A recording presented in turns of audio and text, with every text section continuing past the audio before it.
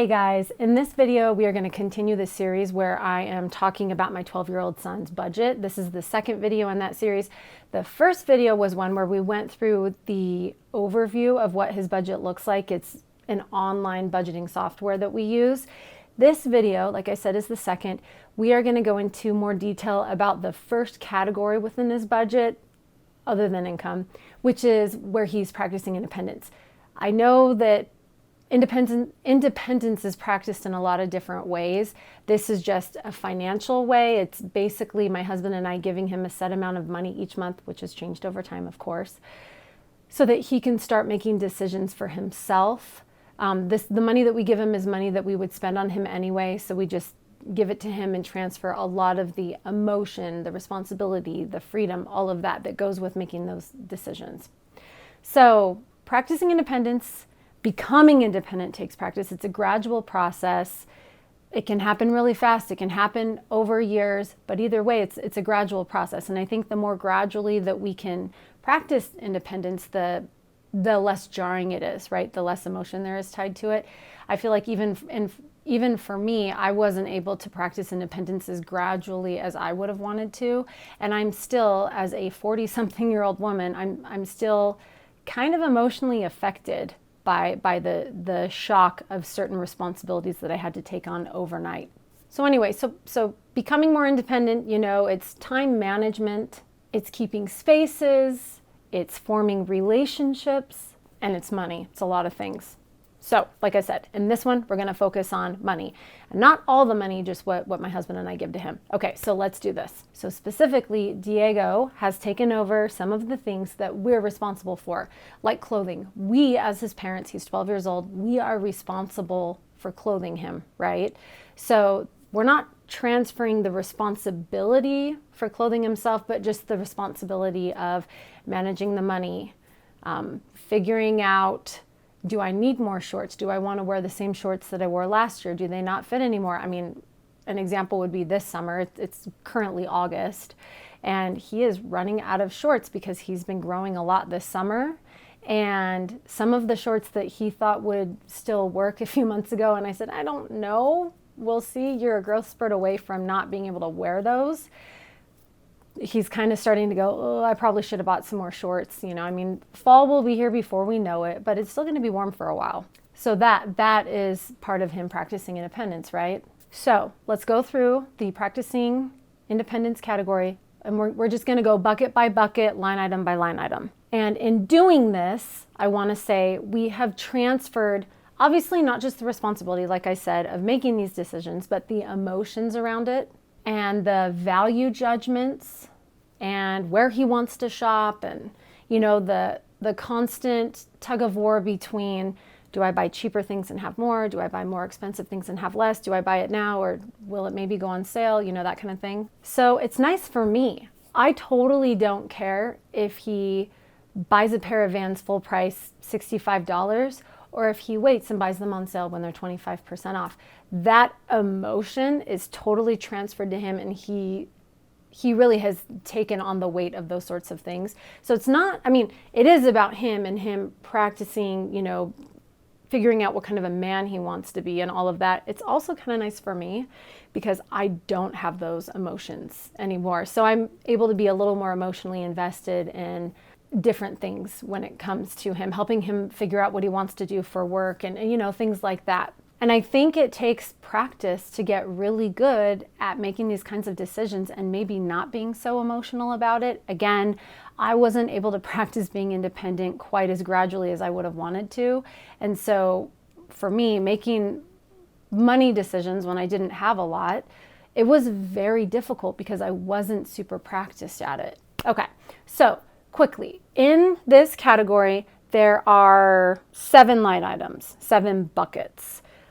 There used to be 6, but just a few months ago, we added another one. So let me run through them really quick. So we have clothing, we have shoes, we have personal hygiene, we have out and about snacks, we have decor, we have extra needs. That's the one that we added just a few months ago. And then we have garden. Okay, so let's do this. So I want to say, actually, before we jump into the first item, which is clothing, I want to say Something that maybe we don't always realize is how much as parents, our whims, our feelings, our, what we're willing to take on mentally and emotionally, how much that affects our children, and how dependent that makes them even emotionally on us.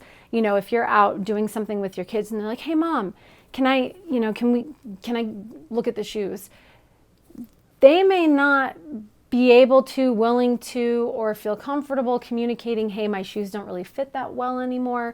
I know the budget is kind of tight. I know that you're trying to make a lot of things happen for us in life right now, but this is really important to me. They may not have a way to say that. So you hear that and you're just like, why are you always asking me for stuff? I can't deal with that right now. No.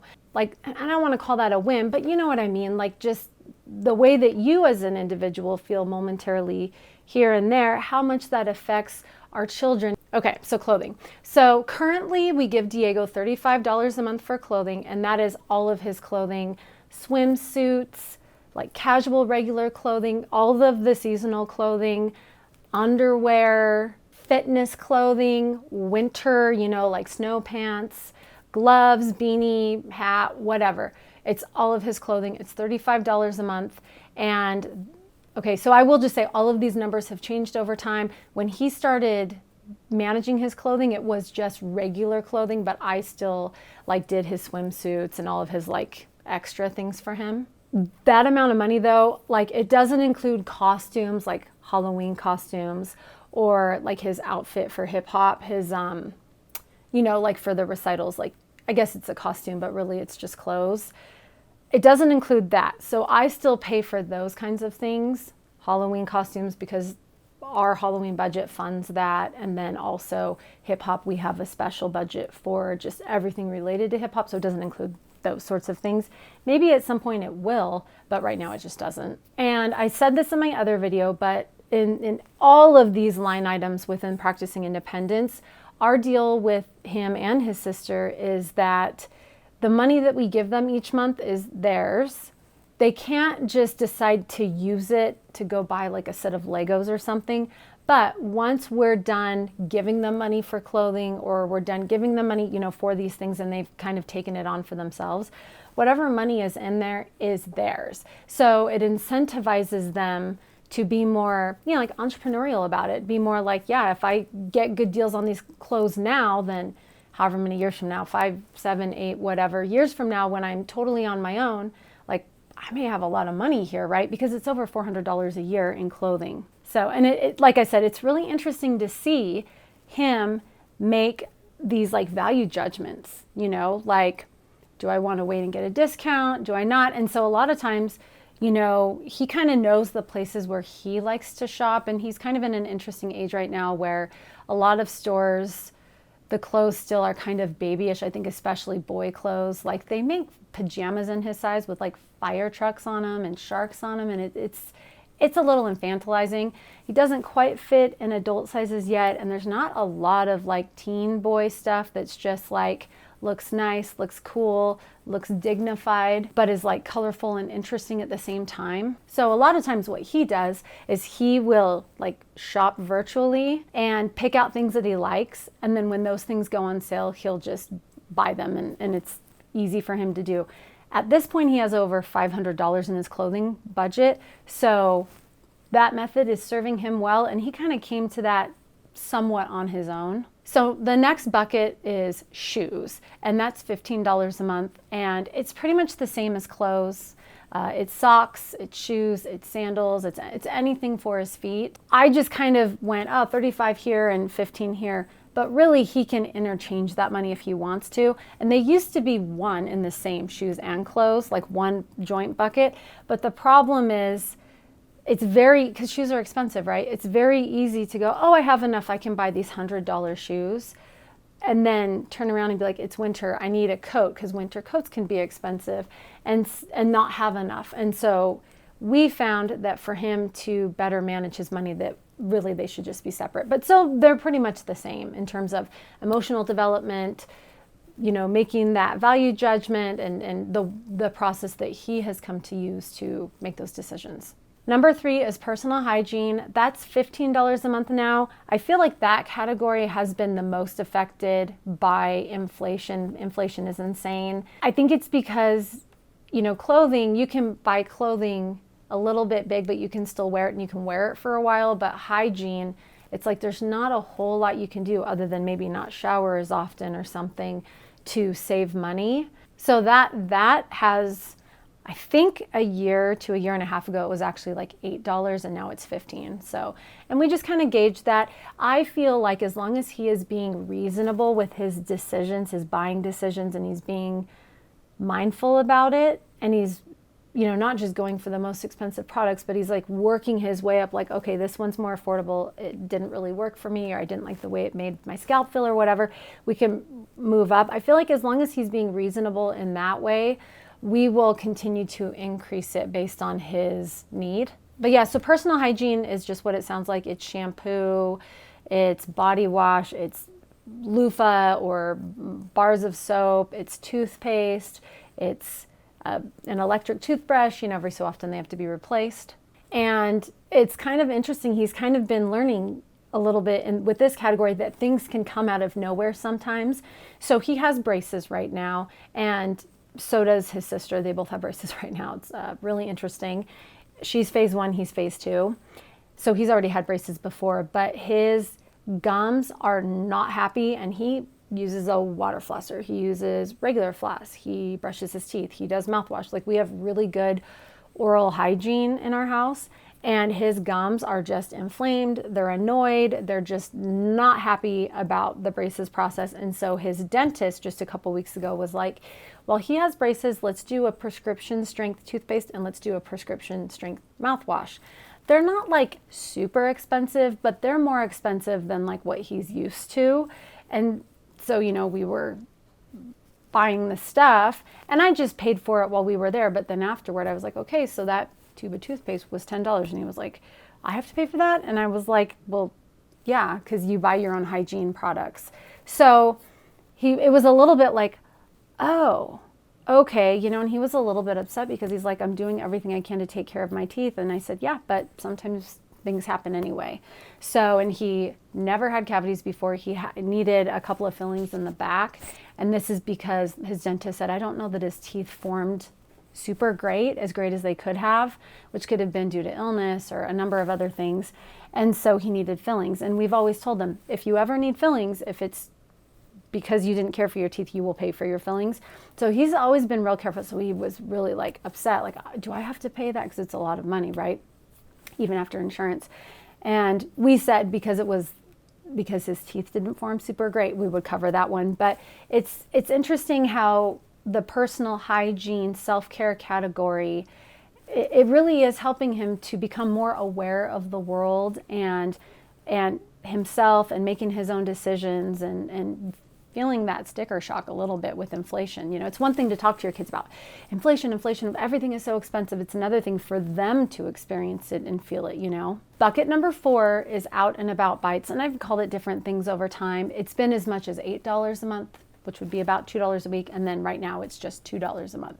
So what that is just when we're out and about running errands, doing stuff, if they want to buy a snack. That's not when we are going out to do something and we are going to have something we're going and doing our weekly shopping, and they're like, hey, can I get a bag of this? Or can I get at Costco, can I get a churro? Something like that. It's not so much about the money as it is about the conversations that we have and the conversations that we no longer have. It makes shopping more peaceful for everybody because I never hear my kids say, hey, can I get this? Can I get that? They know if they have the money, they can go get it. Even if I'm kind of like, it's 10:30 in the morning, you don't really need a churro. Like it gives them a little bit of that freedom, but it forces them to make that value judgment of, do I really want a churro right now? Do I want to save it up and buy a smoothie? Do I want to just hold on to it and, when we go to Trader Joe's, buy a bag of barbecue chips? Like, what do I want to do with it? I mean, Diego's category, or not category, line item of out and about bites has over $20 in it, because oftentimes he just he just brings a snack, he brings a shake or a protein bar or something, or he just eats before we leave and he just plans on eating when we get home. So it's been really good because, again, the whims thing. If they ask me one day, hey mom, can I go get a whatever, or can we swing by In-N-Out and get, some fries or a burger or something? It's kind of like, am I like, do I feel like it? Do I not feel like it? Why are you guys asking me? And so it's just kind of like based on how I feel. And so at the same time, they start to think, well, I might as well just shoot my shot because you never know, she might say yes. So it becomes this annoying loop where it's like every time we run errands, can we this, can we that? So now, because I give them that money at the start of every month, no matter what, they don't have to ask for it. Now, that's not the question. The question is, hey mom, would we have time to swing by In-N-Out today? Would today be a good day for that? Or I don't really want to do In-N-Out today. Today's not an In-N-Out day, or today's not a whatever day. I'm just going to go ahead and I'll bring something, or I'll eat before, or whatever it is. So it's a more dignified situation, frankly. I mean, if you imagine that you're out doing something, with a friend, like they wouldn't ask you, hey, can I get a churro? They would just be like, hey, can we swing by In-N-Out? So it just changes the relationship, and it honestly makes them less annoying to me. So that's good because then they have more control. I feel like just having that little category with a minimal amount of money in it, and also foods that they can eat on the go, which has been trickier since they've had braces because a lot of times it's fruit and nuts and things like that. But we're still doing it. It's just changed the nature of how much we all can just relax and enjoy each other when we're running errands and doing things together. And it's like we're able to just have interesting conversations instead of kind of the same loop. The Out and About snacks is a very cheap way to get your kids to not ask for stuff. It's wonderful. And when my children were really little, we never bought anything ever.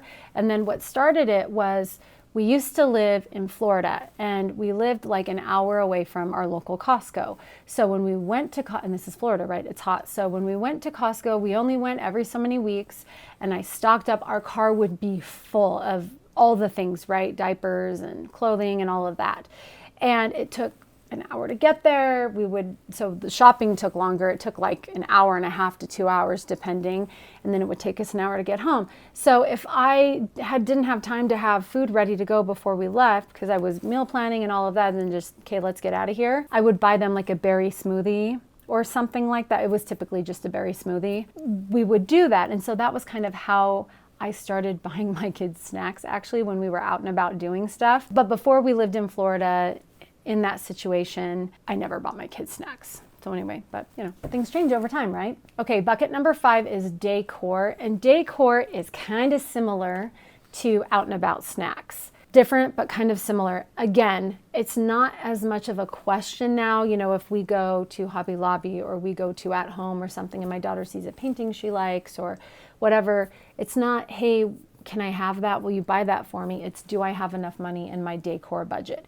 Now, decor is a little bit interesting because we don't put a lot of money in there every month, but every so often we will gift our kids like $50 or something like that. So it's not like an every month, $10 a month or whatever, but it does create, also doing things this way creates an opportunity to gift them money for these categories, right? So we may gift them $10 for Out and About snacks as part of, a spring equinox gift or something like that. And they actually appreciate it. Whereas if I just said, oh, well, I'll say yes more often for the next month when you ask for snacks, it just isn't the same as saying, hey, here's $10 for snacks when we're out and about. It's just an extra. So it's kind of cool too, because it creates the opportunity to give them gifts and for them to feel and recognize the gift that you're giving them, because it's kind of their category, they manage it and it's theirs. Instead of just saying, oh yeah, like if we go to At Home and you see something you like, maybe we'll buy it. I don't want to push my kids to be consumers. Like, oh yeah, well, if mom's buying today, then I'll buy something. I don't care what it is, I just want something. And instead to be like content and particular. Let me just take a little step back. So with decor, I feel like as you're growing up, it's important to feel like you have some control over your environment, that you have some influence over it. You know, Jordan B. Peterson put it in really good words in one of his books, I think 12 Rules for Life, where he said, you know, make a home or make a room in your home beautiful as you can.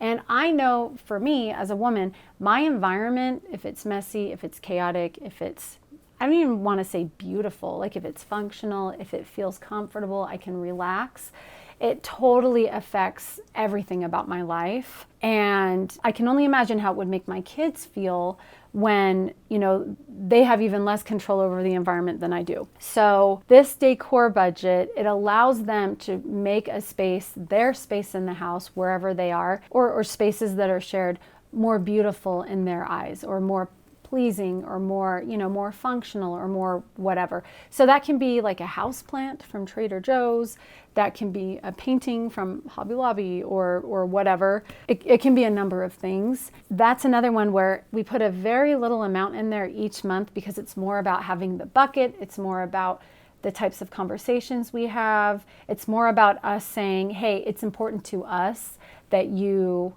are able to make your environment beautiful, that you're able to express yourself creatively that way. Sometimes we do gift them lump sums in this category as well. And sometimes we just do things in this category and we just pay for it. For example, we painted their rooms a couple of years ago. We painted all their walls white, and then we let them each choose a color for one wall. They didn't pay for that. We paid for that. So like I said, by having this bucket, by having this category, the conversation, you know, it's not him asking, oh, I'm sorry, I know that you have, you know, limited resources and you're trying to manage everything. And because he hears a lot of things we talk about. We invest a large portion of our income. We have UTMAs, which is a Universal Transfer to Minors Act for them. It's basically mutual funds in your kid's name. We have UTMAs that we fund, you know, we have retirement, things like that. Our mortgage on our house is very aggressive. So he hears all of that, and it's easy for a kid to hear like, oh, so do we not have a lot of money, you know, whatever it is. And so by having this bucket for decor that we have money in, we are saying, you know, in context of all the things you hear us talking about, you making your environment feel comfortable to you is important to us. It's a family value, but it's important to us that you do that, and it's not, you know, an inconvenience or you being selfish to ask to be able to kind of have an influence on our family environment. We're also telling him we want you to influence our environment. You know, we want to feel your presence here too. I also feel like if you have a say in your environment, you're more likely to feel like motivated to take care of it, because your environment truly does affect you. Like it truly, truly does affect you. Yeah, that's all I'm going to say about that for now. Sometimes, I get it, we wait for kids and teens to bring things up, especially when it comes to, you know, like sex and body changes, because you don't want to put something on a child who's not ready to hear it or who doesn't even really care yet.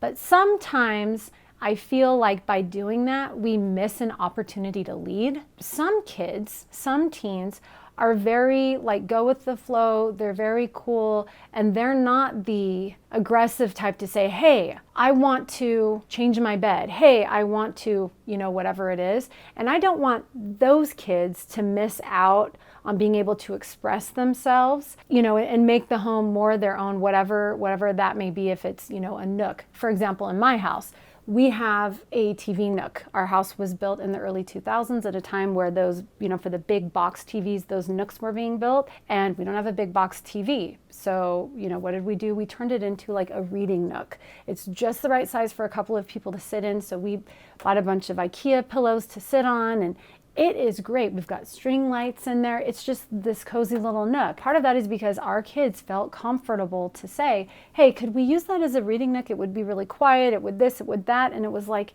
yeah, let's do that. That's a great idea. Now, like I said, like a more aggressive forward child would have said something about that. But I know my son, if he thought that was a good idea, maybe he would have brought it up. But he also would have been like, you know, I don't know, like it's probably going to be expensive. I just don't know. And he may not have wanted to like impose that on us just because he's a sweet kid. That is the main reason why this category exists. And I know it seems like I'm going on and on about it, but like I said in the previous video, we can use money to communicate so many things to our kids, how we see them, that we don't see them just as an extension of themselves, that we see them as their own people. And not only that, we want to get to know them in their own right. We can use money to help them shape themselves, to help them confidently go into the world and make their own decisions, even if they're the type of kid who would never ask for anything, like don't make a mask. Or if they are the type of kid who would ask for something, put boundaries on it so they don't ask for everything. It's so important. Next category, I keep saying category, line item is extra needs. I think right now it's $18 a month. It's been a lot of things. It's only been a few months that we've started giving this to him. And when we started, we actually said, we'll just kind of see how it goes. It may be too much. I don't think it is too much, mainly because we don't really spend out of it very often. But the best example I can give, I think this is the example I gave before, is goggles. I want him to be able to choose what kind of goggles he likes. We've oftentimes bought the 3-pack goggles from Costco. They're really cheap.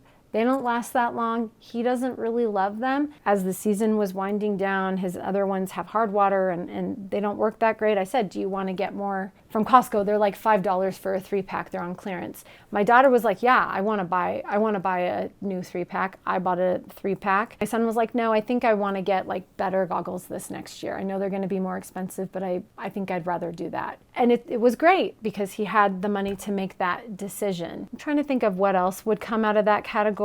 Oh, another one would be broken brackets. So if you break too many brackets with the orthodontist, it's like $20 to get it fixed.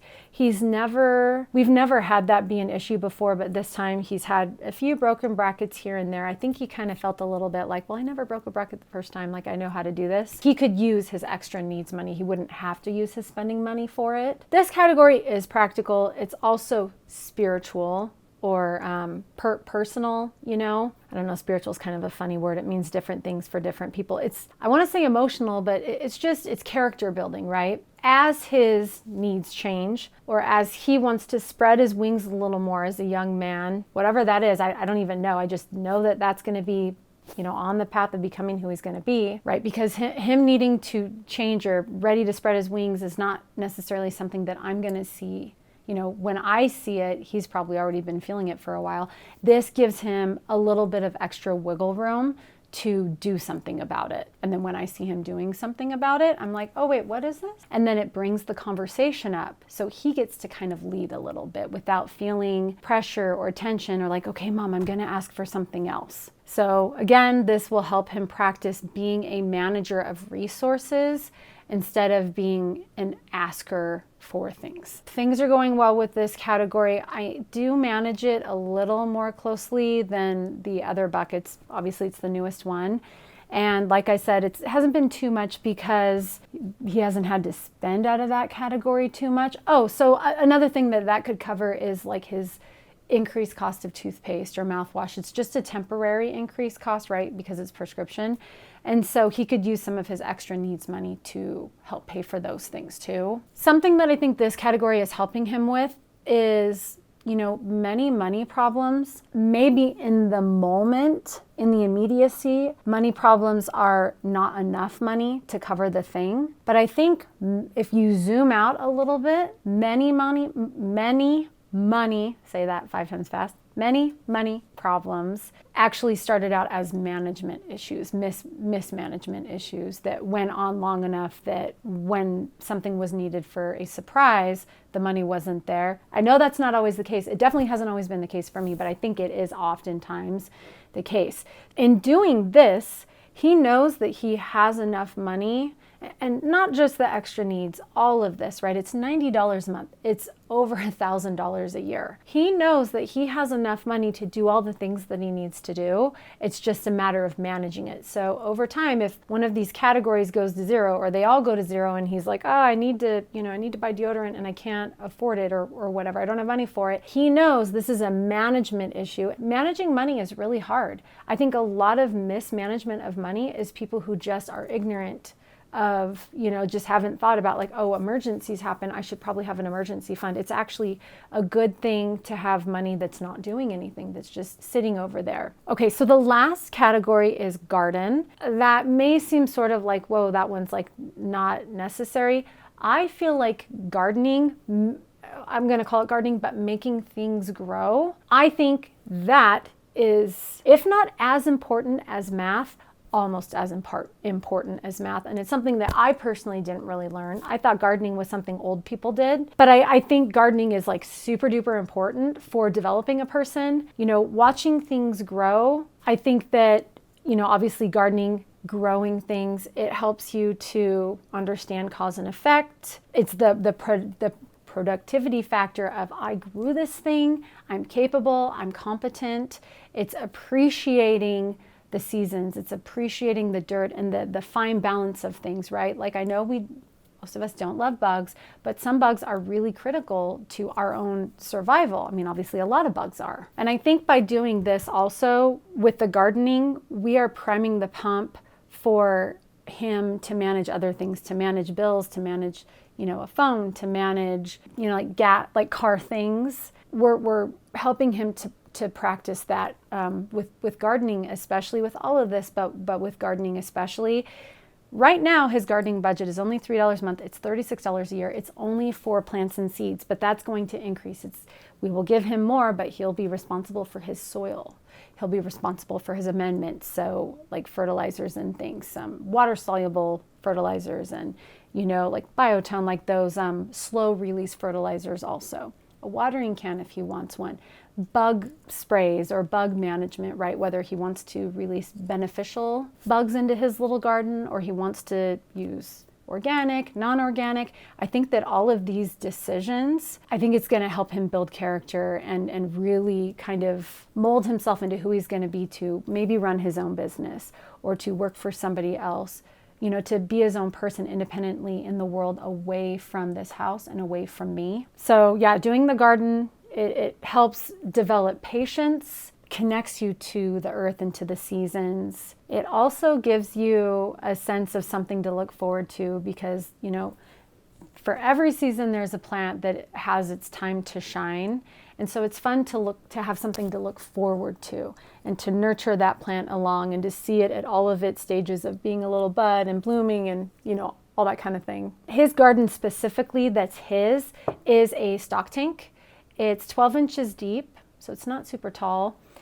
Maybe we should have the bigger one, but it's 12 inches deep. It's 6 feet long and it's 2 feet wide, and it's an oval shape, just like a silver stock tank. His sister has the same size. And he wants to expand into doing other things also, which we may be ready for him to do next year. But we're also going to be doing drip, which is fun, drip irrigation. It's a lot of engineering. So I think that's about all I have to say about the garden. Yes, because we're still kind of at like a lower stage with that, but it will be increasing, and it's a lot of fun. It's a lot. And I think especially because right now we're having to hand water those gardens. His sister is. Next year we will have drip installed, and I think that's going to be especially fun for him to go out there and just see things growing and not have to like work in it every day quite so much. So I think that's about it for practicing independence. I really want him to become fluent in managing resources. So this video, like I said, was number 2 in the series. Next up is going to be video number 3, and that one is going to cover, I think, more ground. We're going to talk about earning. We're going to talk about paying taxes. We're going to talk about spending, fun, generosity. We're going to talk about saving. Yeah, so we'll cover a lot of ground. So that's it. Thank you for joining me. I hope this was helpful, and I will see you in the next one. Bye.